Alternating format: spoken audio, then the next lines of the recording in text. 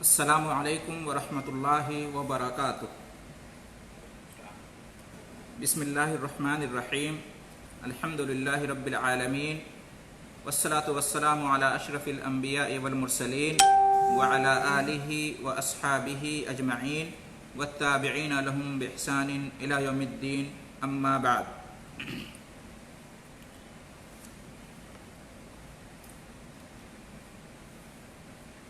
اللہ تبارک و تعالیٰ کی حمد و ثنا اور پیارے نبی اور رسول محمد مصطفیٰ احمد مصطفیٰ صلی اللہ علیہ وسلم پر درود و سلام کے بعد، آپ حضرات و خواتین کی خدمت میں آج کے درس میں سورہ حاقہ کی ابتدائی چند آیتوں کے ترجمے اور تفسیر لے کر حاضر ہوا ہوں۔ یہ 29ویں پارے کی تیسری سورہ ہے، سورہ حاقہ۔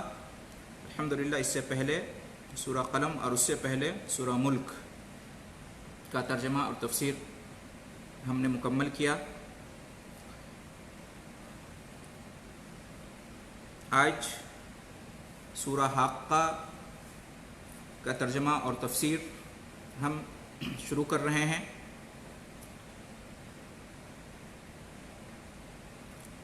چونکہ وقت زیادہ نہیں ہوتا ہے، بغیر کسی تمہید کے براہ راست ہم اپنا درس شروع کر رہے ہیں۔ جیسا کہ آپ نے سنا، اس سورہ کا نام ہے سورۃ الحاقہ۔ الحاقہ یا بغیر الف لام کے کہیں گے تو حاقہ، یہ اس سورہ کا نام ہے۔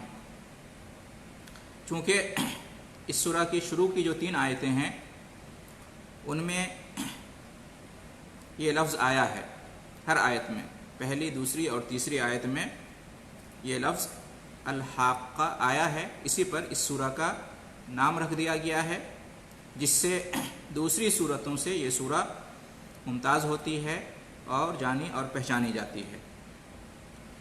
رمزی نام رکھ دیا گیا ہے۔ صورتوں میں جدائی کرنے کے لیے، ایک دوسرے سے صورتوں کو جدا کرنے کے لیے صورتوں کے نام ایسے ہی رمزی نام رکھ دیے گئے ہیں۔ اکثر و بیشتر صورتوں کا یہی حال ہے۔ اس سورہ کا زمانہ نزول کیا ہے تو اس بارے میں مفسرین نے کہا ہے کہ یہ سورہ مکی سورہ ہے، یعنی نبی کریم صلی اللہ علیہ وسلم کے مکہ مکرمہ سے مدینہ منورہ ہجرت کرنے سے پہلے کی جو زندگی ہے آپ صلی اللہ علیہ وسلم کی، اس کو مکی زندگی کہتے ہیں۔ مکی دور ہے آپ کی نبوت کا، تو اس دور میں، اس زندگی میں یہ سورہ نازل ہوئی، مکہ والی زندگی میں، تو اس لیے اس کو سورہ مکی سورہ کہتے ہیں۔ اس سورہ کا مضمون کیا ہے؟ اس سورہ میں قیامت کے ہولناک واقعات کا ذکر ہے، اور پھر وہاں کفار اور فجار کو جو سزا ملے گی، اور اسی طریقے سے مومنین اور متقین کو جو انعام ملے گا، اس کا ذکر ہے۔ اور اس کے ساتھ ساتھ پچھلی قوموں نے جو اپنے رسولوں کو جھٹلایا اور وہ اپنے رسول کی دعوت پر ایمان نہیں لائے، اس کا بھی ذکر ہے۔ تو یہ ہے اس سورہ کا اصل مضمون، سورہ حاقہ کا۔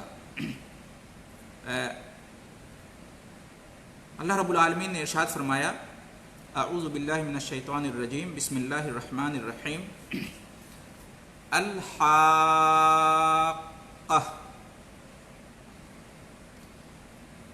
یعنی ثابت ہونے والی، واقع ہونے والی، برحق ہونے والی، یہ ہے اس کا معنی۔ حاقہ کا یہ معنی ہوتا ہے۔ الحاقہ یہ جو ہے نا، حقہ یحقو سے ہے۔ حقہ یحقو کا معنی ہوتا ہے کسی چیز کا ثابت ہونا، کسی چیز کا واقع ہونا، کسی چیز کا ظاہر ہونا، کسی چیز کا برحق ہونا، کسی چیز کا بالکل یقینی ہونا، اس کو کہتے ہیں حق یحق، اسی سے ہے الحاقہ۔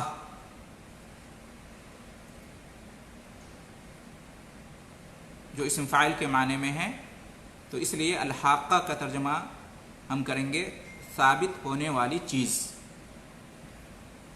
واقع ہونے والی، یقینی طور پر وجود میں آنے والی چیز، برحق ثابت ہونے والی چیز۔ اس طرح سے ہم اس کا ترجمہ کر سکتے ہیں۔ مزید باتیں بعد میں واضح ہوں گی کہ اس سے کیا مراد ہے، ثابت ہونے والی چیز سے کیا مراد ہے۔ دوسری آیت میں اللہ رب العالمین نے فرمایا مل حاقہ، کیا ہے ثابت ہونے والی؟ ما استفہام کے لیے ہے، اس کے ذریعے سے سوال کیا جاتا ہے، پوچھا جاتا ہے۔ ما جس کا معنی ہوتا ہے کیا، تو ما کیا ہے؟ الحاقہ ثابت ہونے والی، واقع ہونے والی چیز، ثابت ہونے والی چیز، یقینی طور پر آنے والی چیز، برحق چیز کیا ہے؟ مل حاقہ۔ پھر اللہ رب العالمین نے فرمایا آیت نمبر 3 میں وما ادراک مل حاقہ، اور آپ کو کیا معلوم کہ یہ ثابت ہونے والی کیا ہے؟ وما اور کیا، وہ کا مطلب اور، ما کا مطلب کیا، ادراکا کس چیز نے آپ کو بتایا، کس چیز نے آپ کو خبر دی، آپ کو کیا معلوم، آپ کو کیسے پتا؟ وما ادراکا، اور آپ کو کیا معلوم، ادرا یدری مطلب کوئی چیز بتانا کسی کو، تو ما ادراکا کس چیز نے آپ کو بتایا۔ درا یدری کا مطلب ہوتا ہے کسی چیز کو جاننا، اس لیے کہتے ہیں کسی سوال کے جواب میں اگر ہم نہیں جانتے ہیں تو کہا جاتا ہے ما ادری، میں نہیں جانتا ہوں، ما ندری ہم نہیں جانتے ہیں۔ تو درا یدری جاننا، اور ادرا یدری کسی چیز کو کسی چیز سے واقف کرانا، کسی کو کسی چیز سے واقف کرانا، کسی کو بتانا، آگاہ کرنا۔ تو اللہ رب العالمین نے فرمایا ما ادراکا، خطاب ہے نبی کریم صلی اللہ علیہ وسلم کو کہ کیا معلوم آپ کو، کس نے بتایا آپ کو، کیسے آپ کو معلوم، مل حاقہ کہ کیا ہے ثابت ہونے والی، کیا ہے واقع ہونے والی، کیا ہے یقینی وجود میں آنے والی برحق چیز، یہ کیا ہے، آپ کو کیا معلوم۔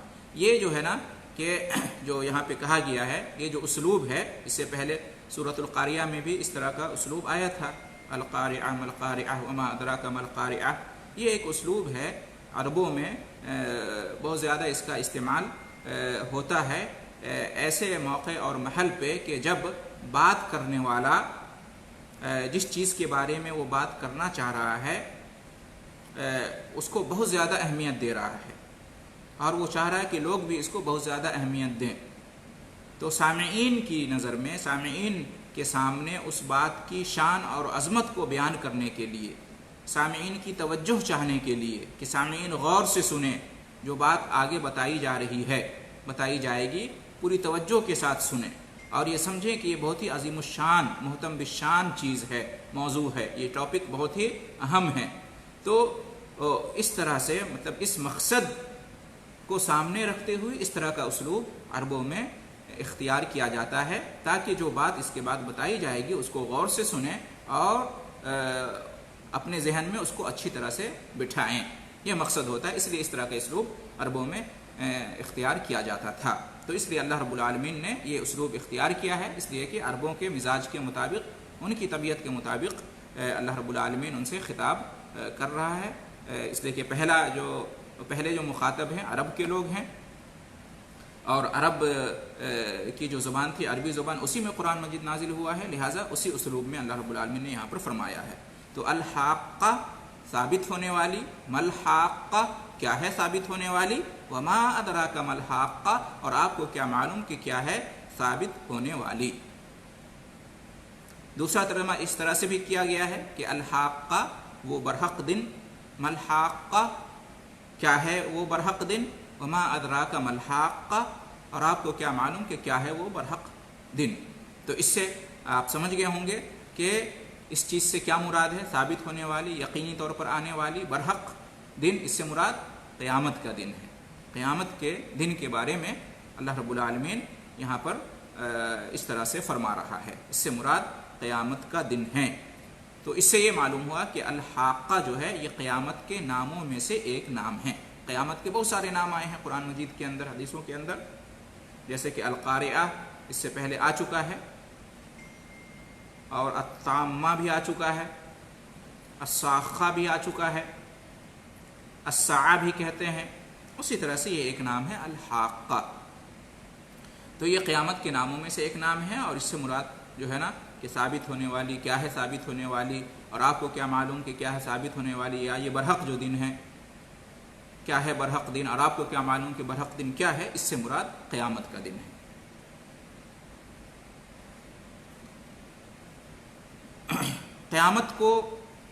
क़यामत के दिन को साबित होने वाली चीज़ क्यों कहते हैं, या बरहक दिन क्यों कहते हैं? इसलिए कि क़यामत का दिन आना ये यकीनी है, बरहक है, और ये बात बिल्कुल साबित शुदा है कि क़यामत के दिन कायम होगा, क़यामत के दिन वाक़ होगा, इसमें कोई शक और शुबा नहीं है।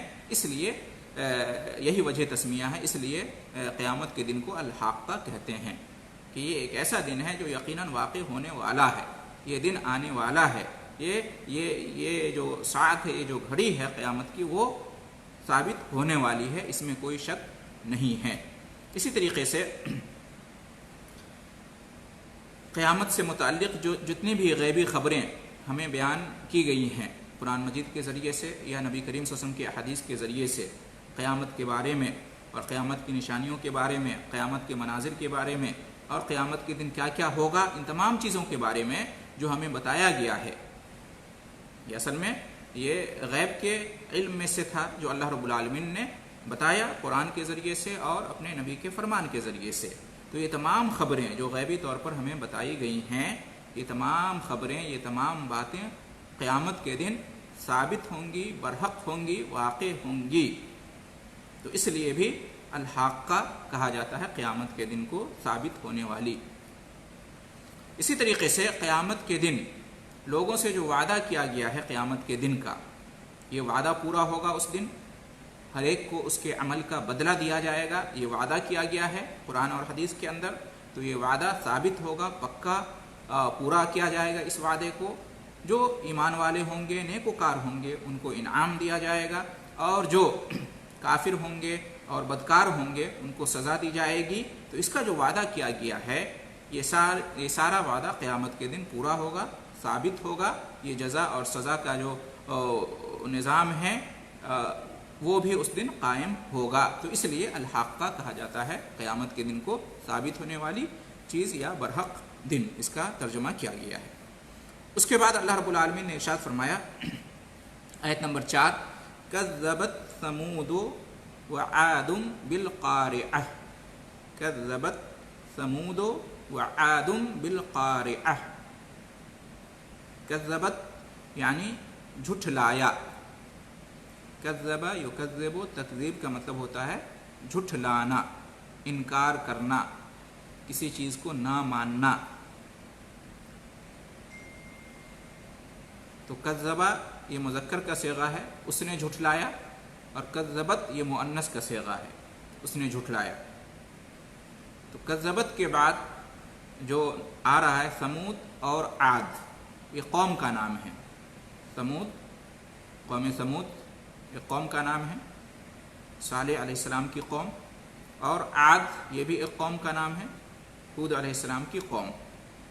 तो ये समूद और आद, ये जो अल्फाज हैं इस तरह के, ये मुअन्नस के तौर पर अरबी ज़बान में इस्तेमाल होता है, इसलिए कज़्ज़बत लाए हैं, मुअन्नस के लिए मुअन्नस। तो कज़्ज़बत समूद व आदुन, झुठलाया कौम समूद ने और कौम आद ने, झुठलाया कौम समूद ने और कौम आद ने। क्या झुठलाया, किस चीज़ को झुठलाया, किस चीज़ का इनकार किया, किस चीज़ को नहीं माना? बिल क़ारिअह, क़ारिअह को झुठलाया। قارعہ کو جھٹلایا. قارعہ مطلب کھڑکھڑانے والی یا کھڑکھڑا دینے والی, کھڑکھڑا دینے والی یا کھڑکھڑانے والی چیز کو کہتے ہیں القارعہ. اصل میں قرأ یقرع کا معنی ہوتا ہے کھٹکھٹانا, کھڑکھڑانا. جیسے کہ دروازے پہ کوئی نوک کرتا ہے, دستک دیتا ہے, دروازے کو ٹھوکتا ہے, تو اس کے لیے استعمال ہوتا ہے قرع الباب, دروازہ کھٹکھٹانا, دروازہ کو کھڑکھڑانا. تو یہاں پر اللہ رب العالمین نے فرمایا کہ جھٹلایا ثمود نے اور عاد نے کس چیز کو؟ کھڑکھڑانے والی چیز کو, کھٹکھٹانے والی چیز کو. کیا مطلب؟ اس سے مراد بھی قیامت کا دن ہے. القارعہ جو یہاں آیا ہے کھڑکھڑا دینے والی, مراد کیا ہے؟ قیامت کا دن. قیامت کے دن کو کیوں کہا کھڑکھڑا دینے والا دن, کھٹکھٹانے والا دن؟ اس لیے کہ قیامت جب آئے گی تو وہ اپنی ہولناکیوں سے لوگوں کے دلوں کو جھنجھوڑ کے رکھ دے گی. لوگوں کے دلوں پر ہیبت طاری ہو جائے گی, خوف اور دہشت طاری ہو جائے گی, کپکپی طاری ہو جائے گی, اور تمام لوگ مضطرب ہو جائیں گے, پریشان ہو جائیں گے, بے چین ہو جائیں گے. اور یہ جو قیامت آئے گی تو یہ آسمان اور زمین کی تمام اجسام کو منتشر کر کے رکھ دے گی, بکھیر کر کے رکھ دے گی. تو اس ہولناکی کو بیان کرنے کے لیے جو ہے نا اس کا نام رکھا گیا ہے القارعہ, کھڑکھڑا دینے والی. لوگوں کے دلوں کو کھڑکھڑا کے رکھ دے گی, کھٹکھٹا کے رکھ دے گی قیامت. تو اس لیے اس کو کہتے ہیں القارعہ. تو کذبت ثمود وعاد بالقاریہ, ایک سورہ بھی اس نام سے ہے, سورۃ القاریہ 30ویں پارے میں, اور اس کی تفسیر گزر چکی ہے. تو کذبت ثمود وعاد بالقاریہ, جھٹلایا ثمود نے, قوم ثمود نے, اور قوم ہود نے یعنی قوم عاد نے جھٹلایا کس چیز کو؟ قارعہ کو, کھڑکھڑا دینے والی چیز کو. آگے اللہ رب العالمین فرماتا ہے کہ جب جھٹلایا قوم عاد نے اور قوم ثمود نے قیامت کے دن کو, آخرت کو جھٹلایا, اپنے نبی اپنے رسول کی بات انہوں نے نہیں مانی کہ قیامت آئے گی, قیامت پر حق ہے, آخرت حق ہے, اس چیز کو نہیں مانا, تو اللہ رب العالمین نے ان پر عذاب نازل کیا, ان کو سزا دی, انہیں ہلاک و برباد کر دیا. اس کا ذکر آیت نمبر 5 میں اللہ رب العالمین کر رہا ہے. فَأَمَّا ثَمُودُ فَأُهْلِكُوا بِالطَّاغِيَةِ, فَأَمَّا ثَمُودُ فَأُهْلِكُوا بِالطَّاغِيَةِ. فَأَمَّا تو اس لیے, ہم اس کا ترجمہ مفہومی ترجمہ اس طرح سے کر سکتے ہیں, فَأَمَّا تو اس لیے, ورنہ اصل میں اس کا لفظی ترجمہ کریں گے تو فا مطلب پس یا تو یا سو کے معنی میں, اما کا مطلب ہوتا ہے بہرحال, بہرکیف, یا جہاں تک تعلق ہے اس بات کا, رہی یہ بات, اس طرح کا معنی ہوتا ہے لفظ اما کا. لیکن یہاں پہ فاما کا معنی مفہومی معنی ہم کریں گے فاما تو اس لیے, چونکہ جھٹلایا قوم ثمود نے آخرت کو, قیامت کے دن کو. فَأَمَّا ثَمُودُ تو اللہ تعالیٰ نے فرمایا کہ فَأَمَّا ثَمُودُ اس لیے قوم ثمود کو, فَأَمَّا ثَمُودُ اس لیے قوم ثمود, فَأُهْلِكُوا ہلاک کر دیے گئے, اہلکو ہلاک کر دیے گئے. اہلکو, اہلک یہلکو, اہلاک کا مطلب ہوتا ہے ہلاک کر دینا, کسی جان سے مار دینا, نیست و نابود کر دینا, کسی کے وجود کو ختم کر دینا. تو یہ ہلاک یہلکو ہلاک ہو جانا, اور اہلک یہلکو ہلاک کر دینا. تو اہلکو یہ جو ہے یہ مجہول کا صیغہ ہے. اہلکا وہ ہلاک کر دیا گیا, اس کی جمع ہے اہلکو, وہ ہلاک کر دیے گئے, مجہول کا صیغہ ہے فعل ماضی کا. فَأَمَّا ثَمُودُ فَأُهْلِكُوا اس لیے ثمود ہلاک کر دیے گئے, قوم ثمود ہلاک کر دی گئی. بالطاغیہ, فَأُهْلِكُوا یہاں پہ جمع کا صیغہ آیا ہے, اور اس سے پہلے کذبت جو آیا, کذبت ثمود, وہ واحد مؤنث کا صیغہ آیا, اور یہاں پہ فَأُهْلِكُوا یہ جمع مذکر کا صیغہ آیا. تو عربی کا ایک قاعدہ ہے کہ فعل پہلے آتا ہے تو واحد ہوتا ہے, ٹھیک ہے, اور جب فعل بعد میں آتا ہے اور جس کے بارے میں بات کر رہے ہیں اس کا بیان پہلے آ چکا ہے, مبتدا ہوتا ہے اور وہ جمع ہوتا ہے, تو پھر اس کے لیے جمع ہی استعمال کرتے ہیں. سمود یہاں پہ پہلے آیا, فَأُهْلِكُوا اس لیے اس کے لیے جمع کا صیغہ لائے. وہاں پہ سمود بعد میں آیا، کذبت پہلے آیا. تو فاما ثمود فاہلکوا، ہلاک کر دیے گئے، سمود ہلاک کر دیے گئے، بالطاغیہ، کس چیز سے ہلاک کر دیے گئے؟ بالطاغیہ، حد سے گزر جانے والی چیز کے ذریعے، حد سے گزر جانے والی چیز کے ذریعے. طاغیہ کہتے ہیں، طغا یطغا سے ہے، طغا یطغا حد کو پار کر جانا، سرکشی کرنا، حد کو پار کر جانا، حد سے بڑھ جانا، حد سے گزر جانا کہتے ہیں طغا یطغا. اسی سے ہے طاغوت اور اسی سے ہے طاغیہ. الطاغیہ کی جمع ہوتی ہے الطغات، حد سے گزر جانے والا جو ہوتا ہے اس کو کہتے ہیں طاغی، طاغیہ، حد سے بہت زیادہ گزر جانے والا. تو فاما ثمود فاہلکوا بالطاغیہ، اس لیے ثمود ہلاک کر دیے گئے طاغیہ کے ذریعے، یعنی حد سے گزر جانے والی چیز کے ذریعے. مراد اس سے کیا ہے؟ اس سے مراد یہ ہے کہ انتہائی خوفناک آواز کے ذریعے، انتہائی خوفناک آواز کے ذریعے سے قوم ثمود کو ہلاک کر دیا گیا. انتہائی سخت آواز آئی، شدید ترین چیخ جو ہے نازل ہوئی، اور اس کی وجہ سے وہ سب ہلاک و برباد ہو گئے. جیسے کہ بجلیوں کی کڑک کتنی سخت ہوتی ہے، اسے تو ہمارے کان برداشت کر لے جاتے ہیں، لیکن وہ اتنی بے انتہا شدید ترین آواز تھی کہ وہ برداشت نہیں کر پائے. ایسی آواز جس سے کان کے پردے پھٹ جائیں، سمجھ لیں دل پھٹ کے رہ جائے، ایسی آواز تھی جس کی وجہ سے ان کی جان چلی گئی. مقصد ہی تھا اللہ رب العالمین کا انہیں ہلاک کرنا، ان پر عذاب نازل کرنا، اس لیے کہ وہ ایمان نہیں لائے اور انہوں نے جھٹلایا اپنے نبی اور رسول کو، اور اللہ تعالیٰ پر ایمان نہیں لائے، قیامت کے دن پر ایمان نہیں لائے. تو اس لیے کہتے ہیں طاغیہ، حد سے گزر جانے والی، یعنی اتنی خوفناک چیز تھی وہ، اتنا خوفناک عذاب تھا، بے انتہا اتنی شدید ترین جو ہے نا آواز تھی کہ سمجھیے خوفناکی میں حد سے گزر جانے والی تھی، اس کا کوئی اندازہ نہیں کر سکتے. تو اس کے ذریعے سے سمود کو ہلاک کر دیا گیا. قوم سمود کے بارے میں ہے کہ یہ ملک شام اور حجاز کے درمیان، ملک شام اور حجاز کے درمیان ایک جگہ ہے جس کو کہتے ہیں حجر. حجاز یعنی جو مدینہ کا علاقہ ہے اس کو حجاز کہتے ہیں. تو ملک شام اور حجاز کے درمیان ایک جگہ تھی جس کا نام حجر تھا.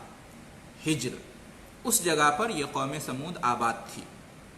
آج کل اس جگہ کو مدائن صالح کہتے ہیں، معروف ہے، مدائن صالح کہتے ہیں. اور جو ابھی سعودی عرب کے اندر جو العلا کا علاقہ ہے، العلا اس علاقے میں پڑتا ہے، اس منطقے میں پڑتا ہے. العلا ایک شہر کا نام ہے سعودی عرب کے اندر، اس سے چند میل کے فاصلے پر یہ جگہ ہے مدائن صالح. آج کل اس جگہ کو مدائن صالح کہتے ہیں، پہلے اس کو حجر کہا جاتا تھا.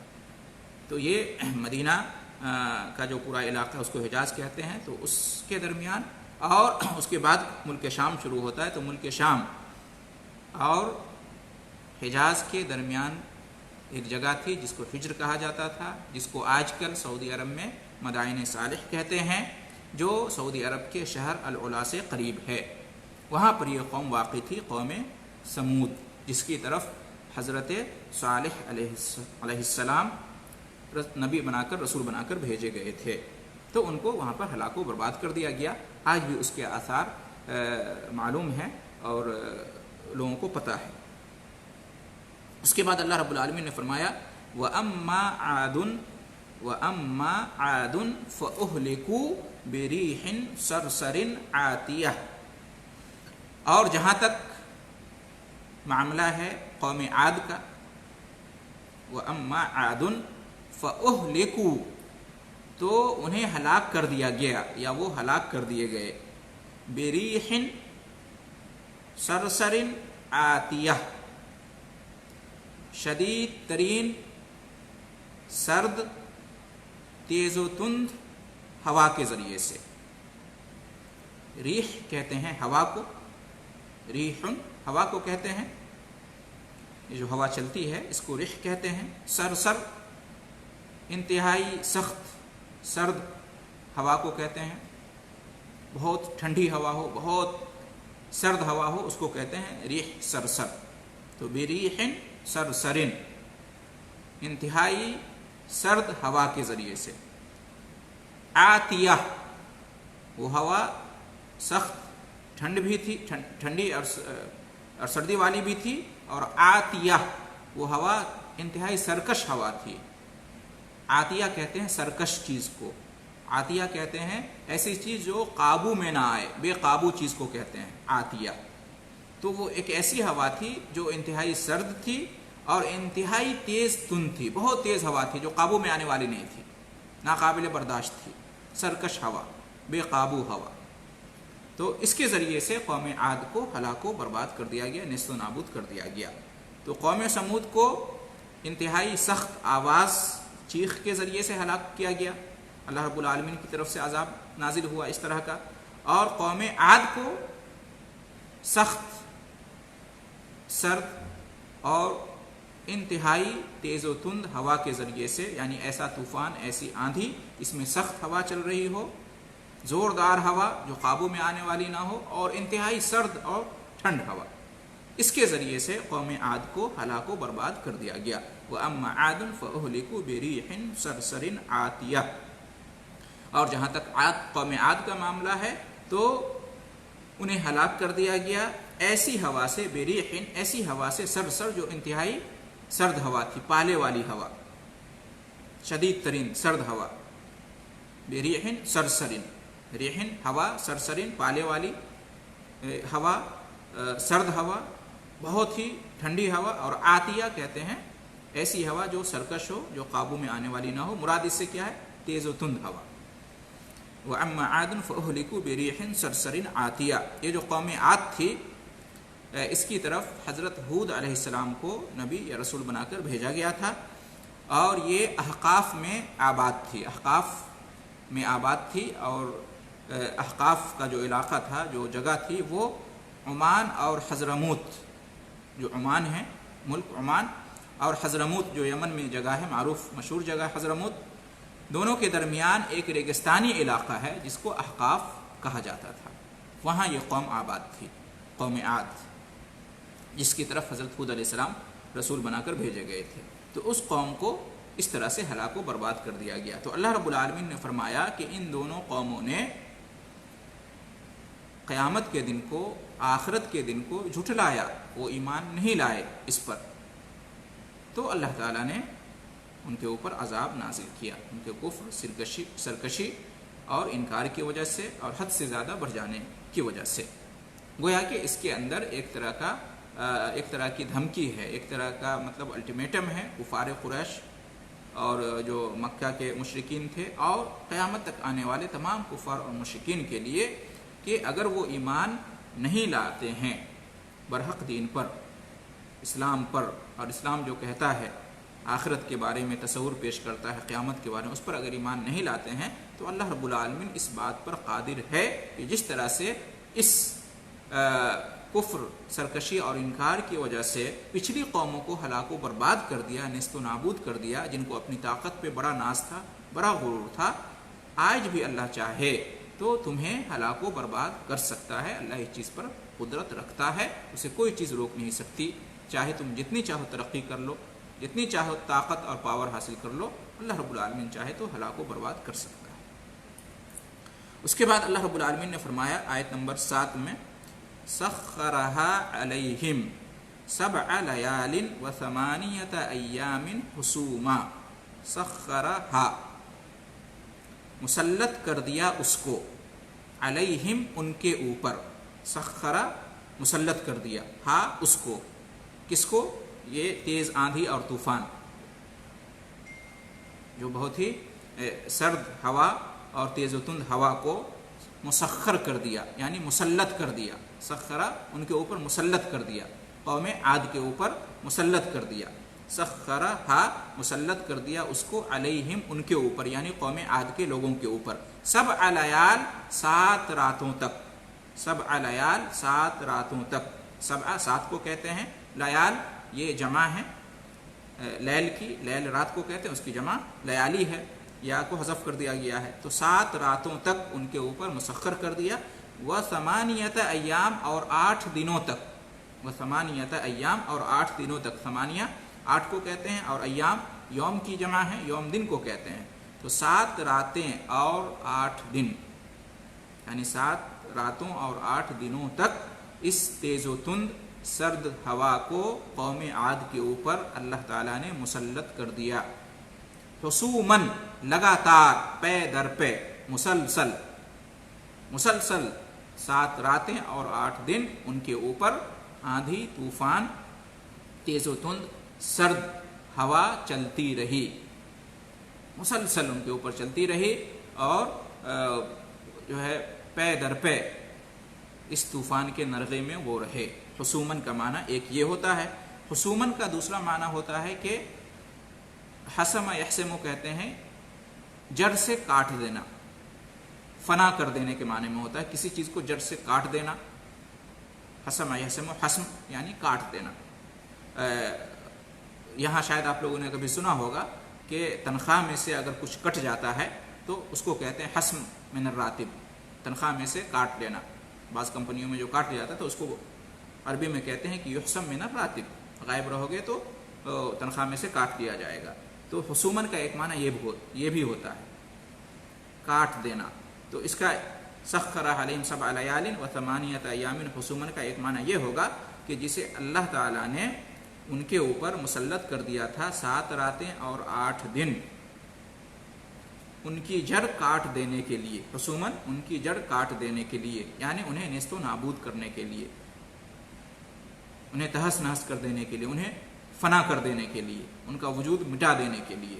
تو حسومن کا دونوں معنی ہے۔ حسومن کا معنی یا تو یہ کہ لگاتار مسلسل پے در پہ ان کے اوپر یہ آندھی یہ طوفان آتا رہا 7 راتوں اور 8 دنوں تک۔ دوسرا معنی اس کا یہ ہوگا کہ اللہ تعالیٰ نے ان کے اوپر اس آندھی اس طوفان کو بھیجا 7 راتوں 8 دنوں تک ان کی جڑ کو کاٹ دینے کے لیے، یعنی ان کے وجود کو مٹا دینے کے لیے۔ دونوں ترجمہ صحیح ہے۔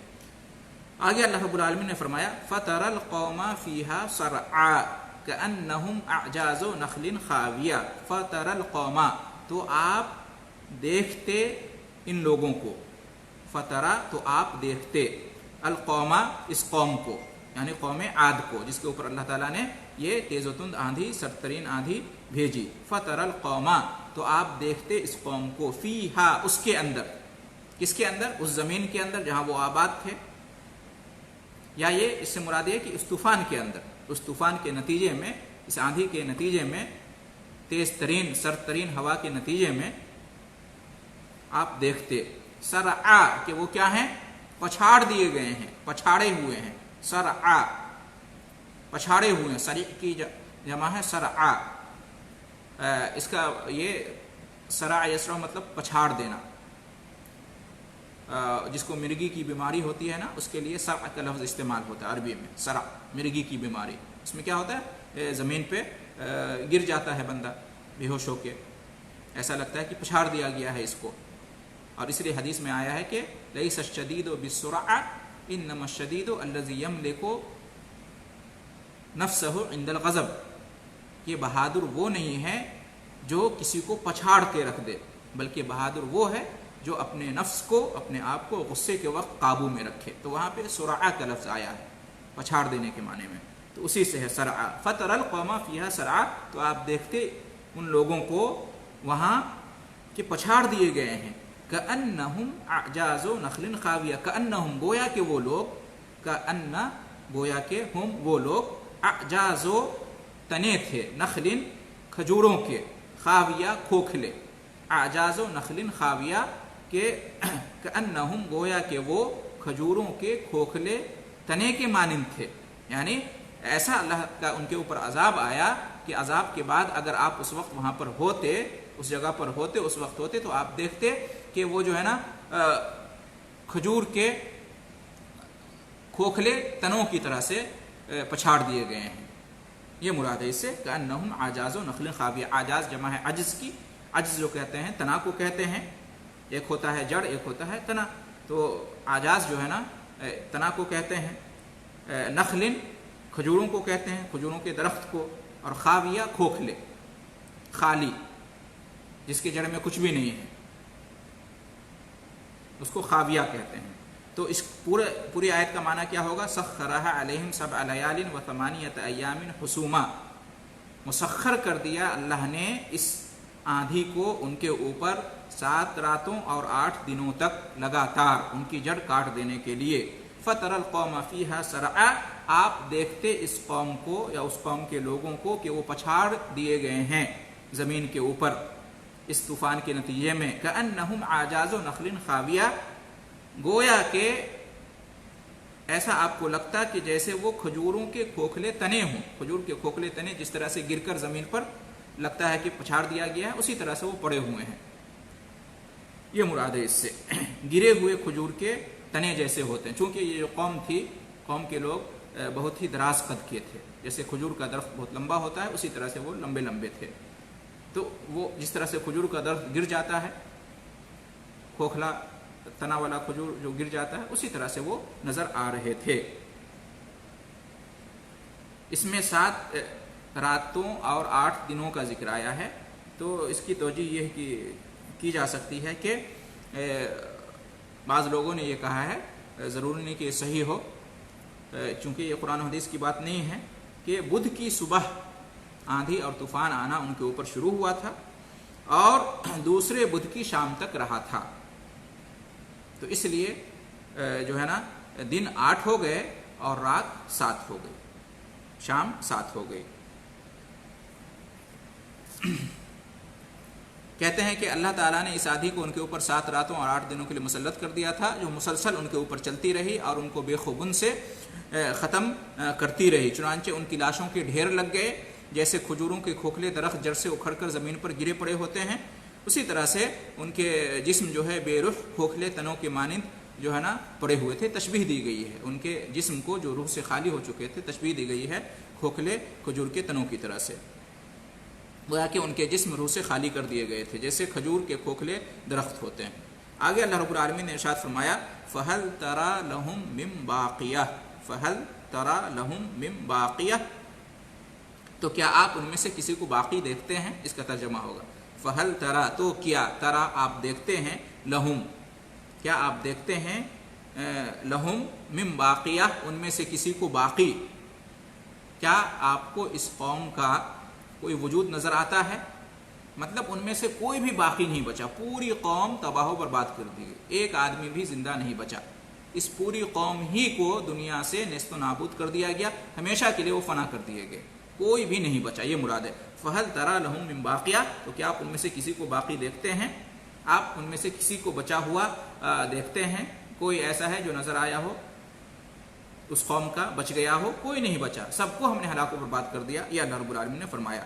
گویا کہ اللہ تعالیٰ نے اس قوم کو ہمیشہ کے لیے دنیا سے فنا کر دیا، ان کا ایک فرد بھی باقی نہ رہا، ان کی پوری نسل مٹ گئی دنیا سے. یہ مراد ہے فَهَلْ تَرَى لَهُم مِّن بَاقِيَةٍ، تو کیا آپ ان میں سے کسی کو باقی دیکھتے ہیں.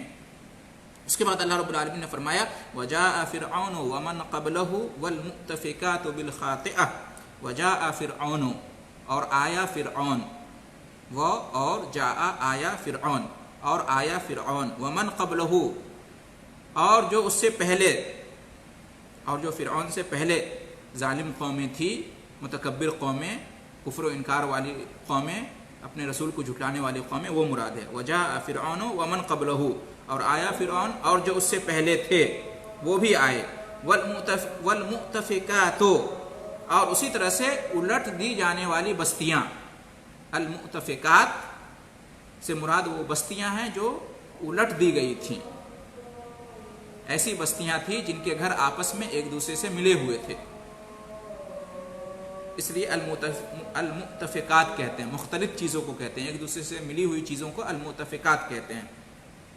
مراد کیا ہے؟ مراد قوم لوط علیہ السلام کی جو قوم تھی وہ قوم مراد ہے. اس سے ان کی بستیوں کو ان کے اوپر الٹ دیا گیا تھا. ان کی بستیاں جو تھی، ان کے گھر آپس میں ایک دوسرے سے ملے ہوئے تھے، مختلف تھے، تو اس کی طرف اشارہ ہے. تو فرعون آیا اور جو اس سے پہلے کے لوگ تھے وہ آئے، اور یہ الٹ دی جانے والی بستیاں جو تھی ان کے باشندگان یہ سب آئے. کیا آئے؟ مطلب بالخاطئہ، گناہوں کو لے کر، بالخاطئہ گناہوں کو لے کر آئے. مراد یہ ہے کہ فرعون نے اس سے پہلے کی جو قومیں تھی، جس سے پہلے کے جو لوگ تھے وہ انہوں نے، اور لوط علیہ السلام کی جو قوم کے لوگ تھے ان سب نے کیا کیا؟ یہ سب گناہوں کو لے کر آئے، یعنی ان سب نے گناہوں کا ارتکاب کیا، یہ مراد ہے۔ وجاء فرعون ومن قبلہ والمؤتفکات بالخاطئہ، اور آیا فرعون اور جو اس سے پہلے تھے اور ان بستیوں والے جن کے گھر ایک دوسرے سے ملے ہوئے تھے اور جن کی بستیوں کو الٹ دیا گیا، وہ سب گناہوں کو لے کر آئے، ان تمام نے گناہوں کا ارتکاب کیا۔ جاء کا مطلب آنا ہوتا ہے، لیکن جب جاء کے بعد با آئے گا، جیسے یہاں پہ آیا وجاء اور آخر میں آیا بالخاطئہ، گناہوں کو لے کر آنا، تو وہ لوگ گناہوں کو لے کر آئے، یعنی انہوں نے گناہوں کا ارتکاب کیا۔ خاطئہ خطا سے ہے، خطا غلطی کو کہتے ہیں، گناہ کو کہتے ہیں، تو یہ سب گناہ لے کر آئے، یعنی ان لوگوں نے خطائیں کی، ان لوگوں نے گناہوں کا ارتکاب کیا۔ آگے اللہ رب العالمین فرما رہا ہے فَعَصَوْا رَسُولَ رَبِّهِمْ، فَعَصَوْا رَسُولَ رَبِّهِمْ، تو انہوں نے نافرمانی کی۔ عصا یعصی عصیان، معصیت، نافرمانی کرنا، بات نہ ماننا۔ فَعَصَوْا رَسُولَ رَبِّهِمْ، انہوں نے نافرمانی کی اپنے رب کے بھیجے ہوئے رسول کی۔ فَعَصَوْا رَسُولَ رَبِّهِمْ، یعنی ان کے رب کی طرف سے جو رسول بھیجے گئے تھے، فرعون کی طرف موسیٰ علیہ السلام کو بھیجا گیا تھا، اور جو ہے یہ بستیاں والے جو ہے ان کی طرف لوط علیہ السلام کو بھیجا گیا تھا، اور جو بھی قومیں گزری ہیں جن کو اللہ نے ہلاک و برباد کر دیا ان کے کفر کی وجہ سے، ان کے بارے میں ذکر ہو رہا ہے کہ کیوں اللہ تعالیٰ نے انہیں ہلاک و برباد کیا۔ فَعَصَوْا رَسُولَ رَبِّهِمْ، انہوں نے نافرمانی کی اپنے رب کے رسول کی۔ فَأَخَذَهُمْ، تو اللہ تعالیٰ نے ان کو پکڑ لیا۔ اخذ یاخذ، پکڑ لینا، اپنی پکڑ میں لے لینا، گرفت میں لے لینا۔ فَأَخَذَهُمْ، تو ان کو پکڑ لیا، ان کو اپنی گرفت میں لے لیا۔ اخذۃ الرابیہ، سخت گرفت، سخت پکڑ میں۔ رابیہ اصل میں کہتے ہیں ربا یربو، زیادہ ہونا، اسی سے ہے ربا، ربا سود کو کہتے ہیں۔ سود کا مال ظاہر میں لگتا ہے نا کہ وہ زیادہ ہو گیا ہے، حالانکہ ایسا نہیں ہوتا ہے، تو اس لیے ربا کو ربا کہتے ہیں، سود، ربا یربو، زیادہ ہو جانا۔ حالانکہ حقیقت یہ ہے کہ صدقہ کرنے سے مال زیادہ ہوتا ہے اور سود سے مال گھٹتا ہے، زیادہ نہیں ہوتا ہے، اس کی برکت ختم ہو جاتی ہے۔ تو ربا یربو سے رابیہ ہے۔ اخذت الرابیہ، زائد پکڑا ان کو، کیا مطلب؟ دوسری قوموں کو جو اللہ تعالیٰ نے پکڑا اور ان کی گرفت کی ان کے گناہوں کی وجہ سے، ان سے بھی زیادہ سخت پکڑ اور گرفت اللہ تعالیٰ نے ان کی فرعون کی اور جو ان سے پہلے تھے، اور یہ بستیوں والوں کی، یہ مراد ہے اخذت الرابیہ۔ فَعَصَوْا رَسُولَ رَبِّهِمْ فَأَخَذَهُمْ أَخْذَةً رَابِيَةً، انہوں نے اپنے رب کے رسول کی نافرمانی کی تو ان کو پکڑ لیا اللہ تعالیٰ نے سخت طریقے سے، مضبوط طریقے سے ان کو پکڑ لیا، سخت ان کی گرفت کی۔ یہ اللہ رب العالمین نے یہاں کہا ہے۔ تو آیت نمبر 9 اور 10 میں اللہ رب العالمین نے یہ فرمایا کہ چونکہ آیت نمبر 9 اور 10 سے پہلے قوم عاد اور قوم سمود وغیرہ کا ذکر ہے، اور یہاں فرعون اور دوسری قوموں کا ذکر ہے، تو اللہ تعالیٰ نے فرمایا یہاں پہ کہ عاد اور سمود کی طرح اس سرزمین پر دوسری سرکش قومیں بھی پائی گئی ہیں۔ عاد اور سمود کی طرح دوسری سرکش قومیں بھی پائی گئی ہیں۔ چنانچہ ملک مصر میں فرعون پیدا ہوا تھا، جس کی ہدایت کے لیے اللہ تعالیٰ نے حضرت موسیٰ علیہ السلام کو بہت سارے معجزات دے کر بھیجا تھا، لیکن اس نے کفر کی راہ اختیار کی، سرکشی کی، اس نے جھٹلایا، فرعون اور اس کا لشکر ایمان نہیں لایا، تو اللہ تعالیٰ نے انہیں ہلاک و برباد کر دیا، غرقاب کر دیا۔ اسی طرح سے فرعون مصر سے پہلے بھی ایسی قومیں پائی گئی جنہوں نے اپنے زمانے کے رسولوں کو جھٹلایا اور ان کی دعوتوں کو ٹھکرایا۔ اسی طرح سے قوم لوط جو ہے نا، لوط علیہ السلام جس قوم کی طرف بھیجے گئے تھے وہ قوم لوط سے مشہور ہے۔ تو قوم لوط ان کے پاس بستیاں تھیں، تو ان بستیوں میں رہنے والوں کو بھی اللہ تعالیٰ نے ہلاک و برباد کر دیا، کیونکہ انہوں نے برے اور فحش کاموں کا ارتکاب کیا تھا، لواطت کا ارتکاب کیا تھا، جو کہ بہت برا اور فحش کام ہے، اور شرک اور کفر تو تھا ہی۔ تو اللہ رب العالمین نے انہیں بھی ہلاک و برباد کر دیا۔ تو اللہ رب العالمین نے یہاں کہا کہ ان تمام قوموں کو اللہ تعالیٰ نے کیوں ہلاک و برباد کیا، کیوں ان کے اوپر عذاب نازل کیا، کسی کو غرق کر دیا پانی کے اندر، کسی کے اوپر جو ہے نا آندھی اور طوفان نازل کیا عذاب کی شکل میں اور اس سے وہ ہلاک و برباد ہو گئے، کسی کے اوپر اللہ تعالیٰ نے سخت آواز اور چیخ کو بھیجا جسے سن کر وہ ہلاک و برباد ہو گئے، اور کسی کے اوپر اللہ تعالیٰ نے ان کے شہروں اور ان کی بستیوں کو ان کے اوپر الٹ کے رکھ دیا۔ تو ایسا کیوں کیا اللہ رب العالمین نے؟ ان کے گناہوں کی وجہ سے۔ یہ سب کے سب کیا آئے؟ گناہوں کو لے کر آئے تھے، اور جس میں سب سے بڑا گناہ کیا تھا؟ کفر اور شرک کا تھا، سرکشی کا تھا، اپنے رسول کی نافرمانی کا تھا، اور جس میں سے یہ تھا کہ انہوں نے آخرت کا انکار کیا، قیامت کے دن کو نہیں مانا، اور پھر دیگر برائیاں ان کے پاس تھیں، تو اللہ تعالیٰ نے انہیں ہلاک و برباد کر دیا۔ تو اس طرح سے سورہ حاقہ کی آیت نمبر 1 سے آیت نمبر 9 تک کا ترجمہ اور تفسیر آپ کی خدمت میں پیش کی گئی ہے۔ اذان ہو گئی ہے، وقت ختم ہو چکا ہے، اس لیے اسی پر آج کے درس میں میں اپنی باتوں پر اکتفا کرتا ہوں۔ انشاءاللہ آئندہ درس میں آیت نمبر 11 سے 1 سے 10 تک آج ہوا ہے درس، انشاءاللہ آیت نمبر 11 سے آئندہ درس میں انشاءاللہ منگل کے دن اسی وقت میں آپ کی خدمت میں ہم حاضر ہوں گے۔ اللہ رب العالمین سے دعا ہے کہ وہ ہم تمام ایمان والوں کو ایمان کے اوپر، توحید کے اوپر باقی رکھے، اور جب بھی خاتمہ ہو ایمان اور توحید کے اوپر ہو، آخرت کے اوپر ایمان ہو، رسالت کے اوپر ایمان ہو، اللہ کی وحدانیت پر ایمان ہو، اور اس طرح سے اللہ رب العالمین ہمیں کفر سے، سرکشی سے اور دوسری قوموں کی عادتوں سے محفوظ رکھے، اور دنیا اور آخرت دونوں میں اللہ رب العالمین ہمیں سعادت سے نوازے، آمین۔ وآخر دعوانا ان الحمد للہ رب العالمین وجزاکم اللہ خیر الجزاء۔ جزاک اللہ خیر شیخ، مشکور ممنون ہو۔ وقت کی کمی کی وجہ سے سوالات نہیں لے جا پائیں گے ہم لوگ، کیونکہ اذان ہو چکی ہے، تو شیخ کیا